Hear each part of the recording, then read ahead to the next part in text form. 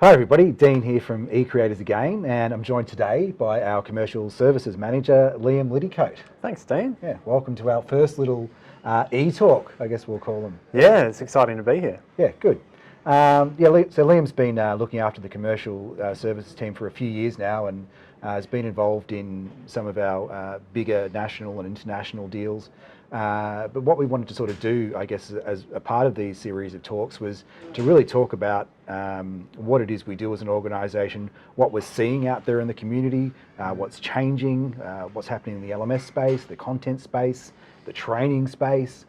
So a good sort of 360 look at what's happening in the world of online education. It's a lot. There's a lot happening out there. Believe me, if you're watching this video, you've probably seen a lot of it yourself. And we encourage you to ask questions too.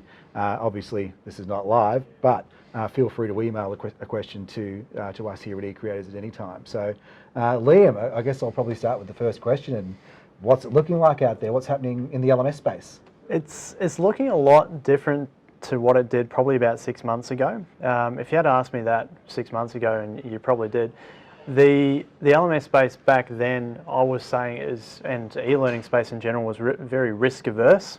You had a lot of people that didn't want to take any chances. They really wanted to tick some boxes regarding both their content and their LMS as well. They just wanted to make sure it was the minimum viable product or the minimum standard that they could, get their job done and not, look silly in their workplace. Whereas now we're seeing a bit more of a trend towards people taking a chance and wanting the best product that they can get. They're asking questions like, what else can we do? What else could it do? What's the best that you can come up with?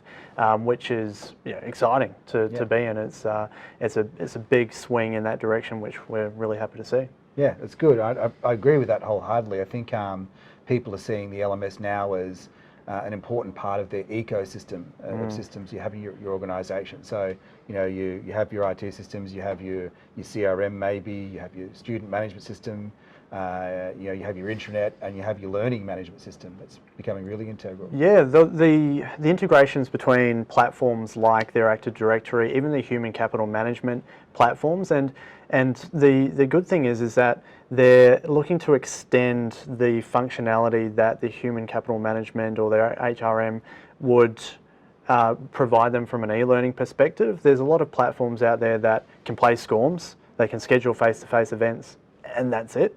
So they're looking to see, well, if we can integrate our HRM or HCM with a learning management system that has all this additional functionality to it, then we can actually achieve better business outcomes, better learning outcomes, create a better experience, and the cost is less most of the time, and they find that the systems can talk to each other seamlessly, so why not? Yeah, great.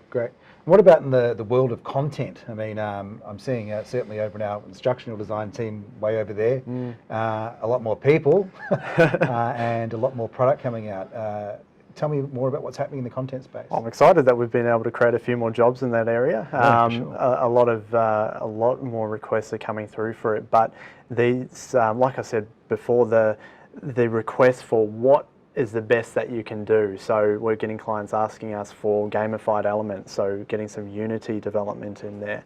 We're asking for more things to keep the learner engaged and in the module.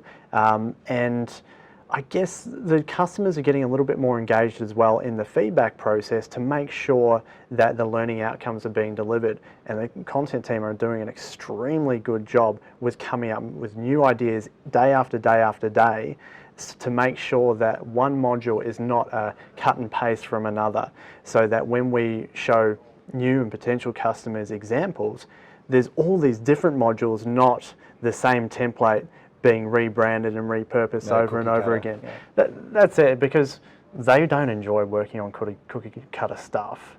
So it will come through in their work if they're doing that. Whereas if they can be as creative and out there as possible, then that passion is going to come through in the end product as well. Absolutely, yeah. I think another thing that the content team's doing really well, and I think a lot of organisations are doing really well in the content space, is creating that learner persona. What does our typical learner look like? Where do they do their study currently? What sort of interactive media do they consume? You know, be it via social networks or gaming or you know, fancy websites or whichever. Where are they looking, and how can we sort of make that appear as one with the content they're consuming through their LMS? And that's the type of question that we ask at the beginning of every engagement as well. We say, what is the learner outcome, and what will keep the learner engaged? What will help them to understand the best? And we keep that theme all the way through the design and the development of the module. It's almost like what Amazon do, how they have their spare chair in the meetings for the customer. Potentially that's what we should be doing, and what our customers should be doing for these projects as well. Keep a spare chair in the room for the learner, and when they're providing feedback or doing reviews, think about, okay, what's this learner going to get from it? Yeah, great idea, like it. So Liam, we talk about the content side of the business. Obviously a big part of what we do is technology, so actually writing code and improvements to open products like Moodle and the like. Certainly, you know, we built our own LearnBook distribution, which is a great distribution for the workplace out there. But tell us about other things that our customers are doing or requesting from us to build. Yeah, and that's the exciting thing about having a platform that's so open. Customers can come up with these ideas, and we can help build it for them. So thinking about things like connecting with safety management systems as well to make sure that workers are kept safe, and we can record the learning back to safety incidents as well. There's app development as well that customers are asking for. How can we have a really cool app front end for our particular program that we're running, where learning's a small component of it, but connecting to a powerful learning back end as well, so that they can get all the power of a Moodle-based LMS, but bring that functionality through to an app where it's just a part of that app as well. So you've got other examples with organisations creating software around selling products, and they've got their own distribution network as well, and they want to be able to train people within that distribution network and how to incentivise people to do their learning within the distribution network as well. So creating new tech products and making good use of whiteboards around here, that's something that we see our tech team doing often. Absolutely. Yeah, we're surrounded by whiteboards here, they're everywhere. There's hardly any wall space left. Great, so look, that's just a little update from us here at eCreators. Thanks for joining me, Liam, for this, No trouble, this one. Cheers.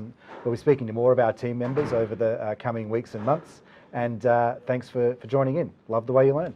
Cheers.